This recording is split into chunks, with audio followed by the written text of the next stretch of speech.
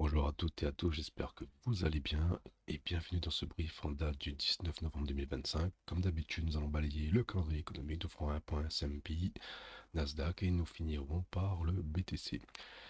Si ce que je propose vous l'appréciez, n'hésitez pas à liker. Je remercie beaucoup aux gens qui prennent le temps de liker et surtout abonnez-vous et surtout partagez la vidéo et surtout n'hésitez pas à me suivre sur les différents réseaux sociaux. Le lien se trouve dans la description de la vidéo. Ceci étant dit, passons au calendrier économique de cette semaine. Alors, déjà, calendrier économique, la semaine dernière, nous aurions dû avoir les chiffres du CPI, nous ne les avons pas eus, et aussi les chiffres de l'emploi que nous n'avons pas eu. Alors, plusieurs hypothèses sur le fait qu'on n'ait pas eu ces chiffres-là, c'est que tout simplement les États-Unis étant en shutdown, donc le gouvernement américain étant en shutdown, en fait, ils n'ont pas pu produire ces chiffres, hein, tout simplement. Et pareil pour l'inflation.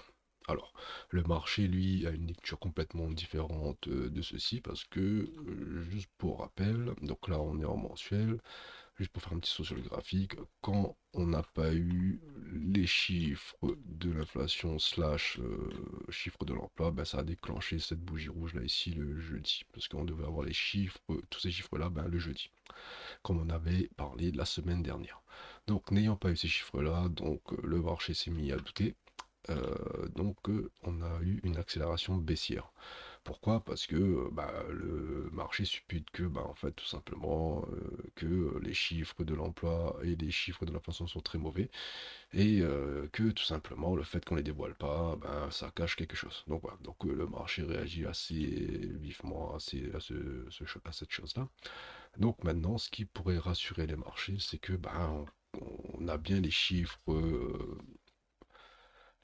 de l'emploi le 20, donc demain, et que ces chiffres soient convenables au consensus ou qui permet justement comment dire, d'augmenter les probabilités de baisser les taux, parce que là, le fait qu'on n'ait pas eu ces chiffres-là, la probabilité d'une baisse des taux, euh, elle a quand même pas mal baissé. Donc là, ça c'est l'outil FedWatch. Juste pour vous montrer un peu les probabilités, donc il y a un mois, on était à 93%, donc c'était énorme, hein, on était quasiment sûr que la Fed allait baisser les taux, et en fait, cette probabilité, elle a diminué, diminué, jusqu'à que, voilà, à 42%, et là, aujourd'hui, je sais pas pourquoi d'ailleurs, on a réaugmenté à 48%. Donc, tout ça mis bout à bout fait que le marché ici, comme j'étais en train de vous dire, a apprécié sur cette chose-là, le fait qu'on n'ait pas donné les chiffres de l'inflation, du chômage, etc. On va dire que le marché a dit, il y a Anguille sous roche.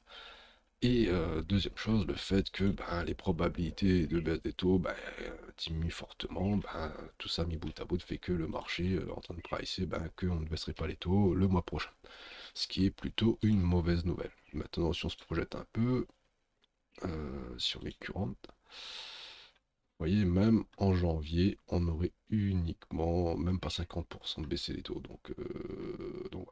C'est assez mauvais et c'est pour ça que les marchés réagissent comme ça. Maintenant, si d'ici demain on a des chiffres du chômage, les chiffres du travail qui sont plutôt pas mal, on pourrait ravaler tout ça et repartir à la hausse et prendre le contre-pied. Ceci étant dit, on passe sur la S&P 500. Donc là, on peut voir que je vous avais mis en mensuel déjà pour que vous puissiez voir que tout simplement, en mensuel, il n'y a rien à dire en fait, hein. Donc on est sur un marché haussier. J'ai mis Ishimoku, donc on voit que depuis, allez, le bottom de mars 2009, hein, on fait que suivre la Tenkan, la Kijun, la Tenkan, la Kijun. Et voilà, donc bon, là on est haussier, donc rien à dire sur une longue période. Maintenant, effectivement, si on regarde en hebdomadaire, on peut voir que justement, ce que je vous ai raconté juste avant, le fait qu'on n'ait pas de chiffres, le shutdown, etc., etc. Après, il y a aussi le shutdown aussi qui a agi un peu comme un sel de news, tout le monde s'y attendait, à un moment donné, voilà, on décroche. Euh, Quand on se rapproche un peu plus, on peut voir que en fait, on est sur une petite correction. Donc là, éventuellement, on est en train de travailler la Tenkan, on l'a cédé.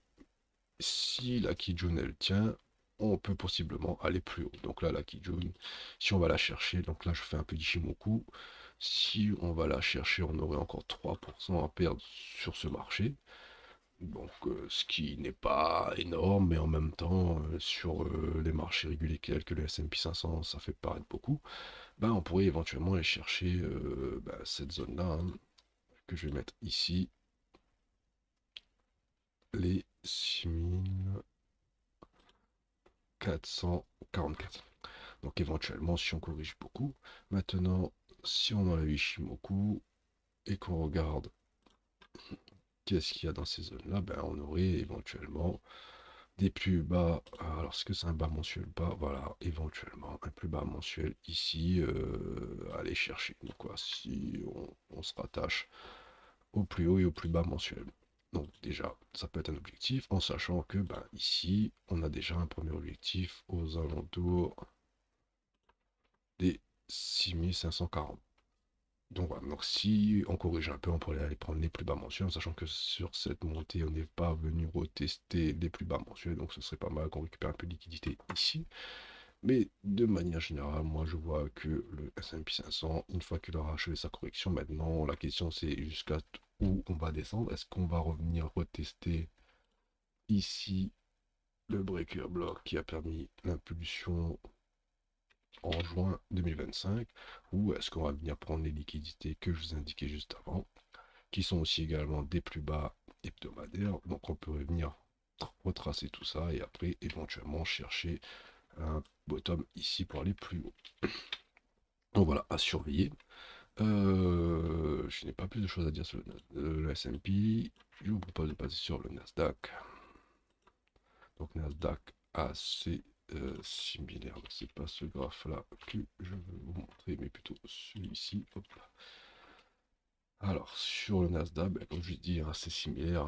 Donc si je reprends les plus bas mensuels, donc on pourrait aller chercher les 24 158 et éventuellement les hop, ici les 23 266. Donc ça, c'est des objectifs qui sont possibles, hein, pour le Nasdaq.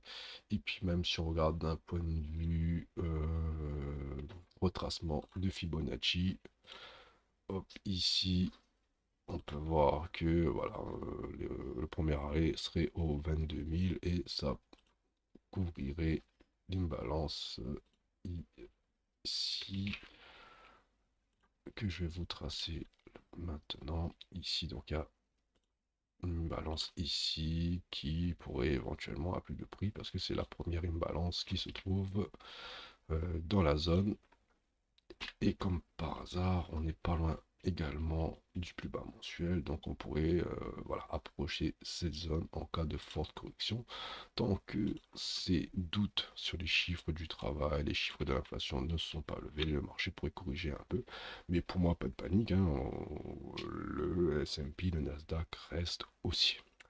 Et pour finir, le BTC, là pour le coup, ça change un petit peu. Donc le BTC est beaucoup plus faible que S&P 500 et Nasdaq qu'on a vu précédemment. Donc là on est venu prendre le plus bas weekly, le plus bas mensuel, zéro réaction. On est dans une imbalance que pour l'instant on est en train de perdre. Donc là, le BTC pour moi, il appelle clairement un retracement un peu plus profond, sauf si cette imbalance-là sauve le BTC cette semaine. Mais voilà, bon, vu l'action de prix, franchement, là, je crois que le BTC, il va corriger un petit peu plus bas. Et le BTC est surtout venu prendre son ATH juste avant. Donc ça, c'est une pattern assez forte. En termes de... Alors, on va faire un petit tour sur Ishimoku, juste pour voir, hein, vu qu'on a fait ça avec le S&P et le Nasdaq. Donc là, on voit clairement qu'en Ishimoku, on va venir en mensuel récupérer la Kijun au 85 000. Hein. Donc ici, alors, est-ce que je peux... Non, je peux pas. Hop, on va faire comme ceci. Hop, je vais enlever les noms. Au 85 000 environ. Voilà, et cela correspondrait à un plus bas. Non, il n'y a pas de plus bas mensuel. mensuel, mais par contre, il y a une imbalance mensuelle dans lequel, alors on peut même la tracer comme ceci, hein. Voilà, une balance qui, a priori, va céder. Si cette imbalance est perdue, on pourrait éventuellement récupérer ce plus bas de mars 2025. Ça ferait un sacré retracement, mais bon, après, pourquoi pas, aux alentours des 79 785. Donc, là, le BTC, clairement, il retrace. Pour moi, le premier arrêt, c'est Kijun. Et aussi, on peut voir que la Chikuspan, hop, ici, inviterait ouais, une bonne correction. Ah ouais, premier arrêt ici, donc 16%. Et ici, ouais, c'est autour des 10%. Donc voilà. Donc c'est possible hein, de venir chercher ces zones-là. Mais en tout cas, ce qui est clair, c'est que là, le BTC est en train de retracer. Mais pour moi, pas de panique. Le moment reste aussi, là on est en mensuel. Et surtout, ben voilà, on est arrivé au premier arrêt. Donc là, on va dire que ça va être un peu le moment de vérité. Premier arrêt, Kijun. Donc là, c'est pour moi deux indicateurs assez puissants qu'il faut que le BTC ne perde pas. Si le BTC perd ces zones-là, ben là, on peut dire que le BTC pourra retracer un peu plus bas, soit dans le nuage, mais là, ça fait loin, 2000, ou soit tout simplement retracement de Fibonacci, jaune de rechargement, qui est aux alentours. Ouais, pareil, écoutez, aux alentours de 69 000, 52 000. Bon, voilà. Donc, point très important à surveiller, si on perd cette zone-là, ça pue. Si on la garde, pour moi, c'est nouvelle ATH. Voilà, je n'ai pas plus de choses à dire, j'espère que ça vous a plu. N'hésitez pas à liker et à partager, surtout à nous suivre en réseaux sociaux. Et je vous souhaite une excellente semaine de trading et à la semaine prochaine.